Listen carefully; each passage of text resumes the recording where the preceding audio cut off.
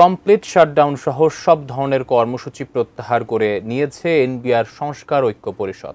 সংকট নিরসনে সরকারের আশ্বাস এবং ব্যবসায়ী নেতাদের অনুরোধে এই সিদ্ধান্ত নেওয়া হয়েছে বলে জানান পরিষদের নেতারা। এর আগে সরকারের পক্ষ থেকে এনবিআর এর আওতাধীন সব চাকরি অত্যাবশ্যকীয় সেবা ঘোষণার সিদ্ধান্তের কথা জানিয়ে কঠোর হুঁশিয়ারি দেওয়া হয়।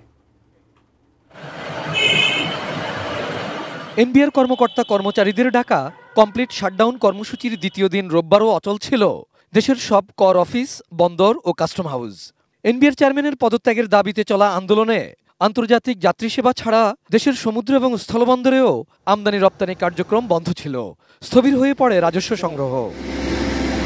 এদিন অন্তর্বর্তী সরকারের এক বিবৃতিতে জানানো হয়, এনবিআর এর অধীনস্থ custom house, ICD, bond commissionerate ও শুল্ক স্টেশন সমূহের সব চাকুরিকে অত্যাবশ্যকীয় সার্ভিস হিসেবে ঘোষণার সিদ্ধান্ত হয়েছে।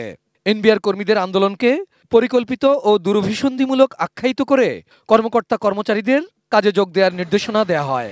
অমান্য করলে কঠোর ব্যবস্থার হুঁশিয়ারিও দেওয়া হয় বিবৃতিতে।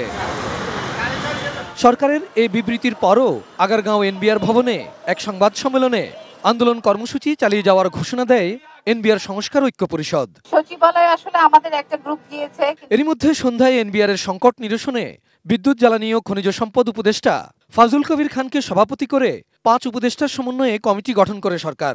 মন্ত্রিপরিষদ বিভাগের এক বিজ্ঞপ্তিতে এ তথ্য জানানো হয়। এনবিআর এর অচল অবস্থা নিরসনে রাতে রাজধানীর তেজগাঁওয়ে এডিসন ভবনে ব্যবসায়ী নেতাদের সাথে এনবিআর সংস্কার ঐক্য পরিষদের নেতাদের বৈঠক হয়। আন্দোলনের যৌক্তিক কোনো কারণ ছিল না বলে জানান ব্যবসায়ী নেতারা। সানবিট সব দিবে সামাল।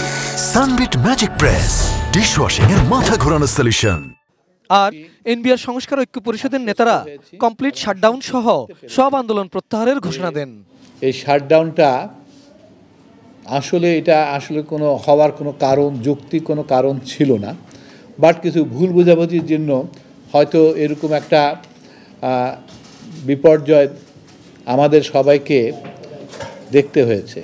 দেশের শীর্ষস্থানীয় ব্যবসায়ী নেতৃবৃন্দের অনুরোধের প্রেক্ষিতে এবং দেশের আমদানি রপ্তানি ও সাপ্লাই চেইন সচল রাখা তথা অর্থনীতির বৃহত্তর স্বার্থে এবং জনগণের স্বার্থ বিবেচনায় নিয়ে এনবিআর সংস্কার ঐক্য পরিষদ তাদের কমপ্লিট শাটডাউন দ্বারা প্রত্যাহার করেছে।